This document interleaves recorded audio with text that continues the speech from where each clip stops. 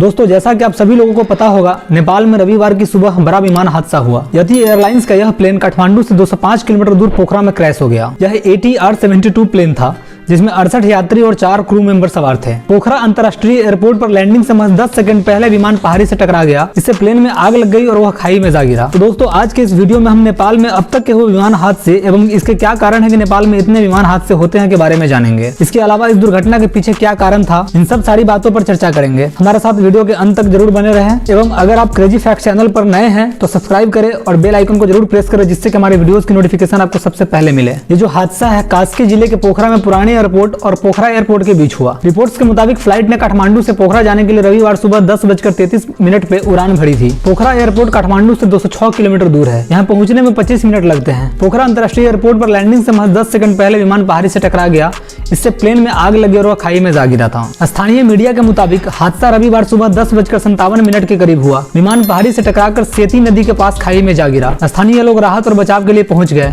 हालांकि मीडिया में यह खबर 1 घंटे बाद यानी करीब दोपहर 12 बजे आई। पोखरा के जिला अधिकारी टेक बहादुर केसी ने बताया कि विमान के मलबे से 68 शव निकाले जा चुके हैं। हालांकि चश्मदीदों का कहना है कि हादसे में कोई भी जिंदा नहीं बचा। फ्लाइट में सवार 4 अन्य लोगों का पता नहीं चल पा रहा है। इनके तलाश में गोताखोरों को नदी में उतारा गया। पिछले 30 साल में नेपाल में यह 28वां विमान हादसा है और विमान को कैप्टन कमल केसी उड़ा रहे थे। 68 यात्रियों में से 53 नेपाली, 5 भारतीय, 4 रूसी, 1 आयरिश, 2 कोरियन, 1 अफगानी और 1 फ्रेंच नागरिक थे। इनमें 3 नवजात और 3 लड़के भी शामिल हैं। एयरलाइंस के प्रवक्ता सुदर्शन बर्तौला ने कहा कि विमान के मलबे से अभी तक किसी जीवित व्यक्ति को नहीं निकाला जा सका है। आइए दोस्तों पहले हम लोग ये जानते हैं कि नेपाल में जो विमान हादसे हुए वो कब हुए और किस तरीके से हुए। 2019 में एयर डायनेस्टी कंपनी का हेलीकॉप्टर पहाड़ी से टकरा गया था। काठमांडू जा रहा यह हेलीकॉप्टर रास्ता भटकने के बाद क्रैश हो गया था। इसमें नेपाल के पर्यटन मंत्री रविंद्र अधिकारी और उद्यमी आंग छिरिंग शेरपा सहित 7 लोगों की मौत हो गई थी। 12 मार्च 2018 को यूएस बांग्ला एयरलाइंस का एक 76 सीटर विमान त्रिभुवन इंटरनेशनल एयरपोर्ट पर उतरते समय दुर्घटनाग्रस्त हो गया था,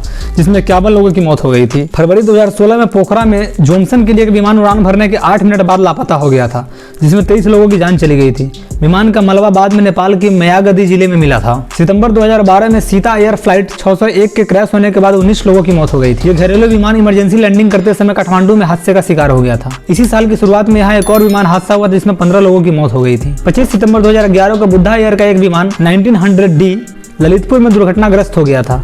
विमान में सवार सभी 22 लोगों की मौत हो गई थी, जिनमें 10 भारतीय नागरिक भी शामिल थे। दिसंबर 2010 में तारा एयरलाइंस के एक विमान में उड़ान भरने के तुरंत बाद दुर्घटनाग्रस्त हो गया था। चालक दल के 3 सदस्यों सहित सभी 22 लोगों की मौत हो गई थी। जुलाई 1992 में नेपाल में सबसे बड़ा और खतरनाक विमान हादसा हुआ था, जिसमें पाकिस्तान इंटरनेशनल एयरलाइंस का एक विमान काठमांडू इंटरनेशनल एयरपोर्ट पर दुर्घटनाग्रस्त हो गया था। इसमें सवार सभी 167 लोगों की मौत हो गई थी। तो दोस्तों आइए अब जानते हैं कि आखिर जो ये विमान क्रैश हुआ वो किस वजह से हुआ था। Civil aviation authority of Nepal की तरफ से कहा गया है कि ये मैकेनिकल खराबी की वजह से दुर्घटना हुई है।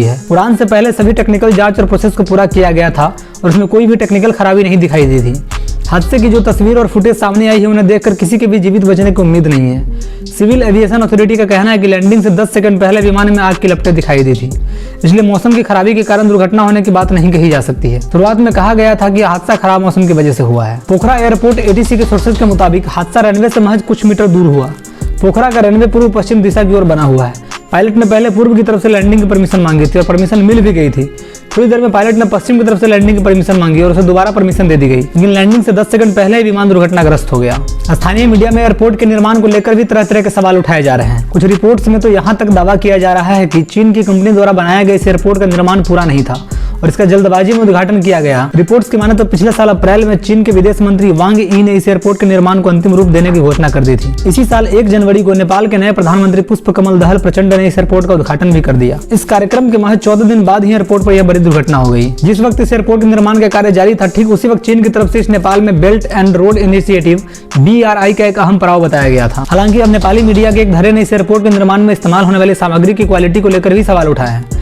कहा गया है कि पोखरा एयरपोर्ट की लोकेशन पहले ही पायलटों के लिए चिंता की बात थी और इसके साथ ही इसके जल्दी उद्घाटन और अपूर्ण निर्माण को लेकर भी सवाल उठाए जा रहे हैं। कई लोगों ने शक जाहिर किया था कि एयरपोर्ट पर पूरा खर्च सिर्फ चीन नहीं किया है या नेपाल सरकार को लोन और ग्रांट के जरिए इसके निर्माण की राशि सौंपी गई है। आइए 5 पॉइंट में जानते हैं कि आखिरकार नेपाल में उड़ान भरना इतना मुश्किल और खतरनाक क्यों है। नेपाल में उड़ान भरना मुश्किल और खतरनाक होने के कई कारण हैं, जैसे नेपाल की प्राकृतिक बनावट यानी पहाड़, पुअर रेगुलेशन यानी खराब नियमन और नए विमानों की कमी विमानों की उड़ान के लिए इस नेपाल को सबसे खतरनाक देश बनाती है। पहला पॉइंट है, संकरी घाटी को चलते विमानों को टर्न लेने में कठिनाई का सामना करना पड़ता है। नेपाल के सिविल एविएशन अथॉरिटी के 2019 की सेफ्टी रिपोर्ट के मुताबिक देश की खतरनाक भौगोलिक स्थिति भी पायलटों के सामने बड़ी चुनौती होती है।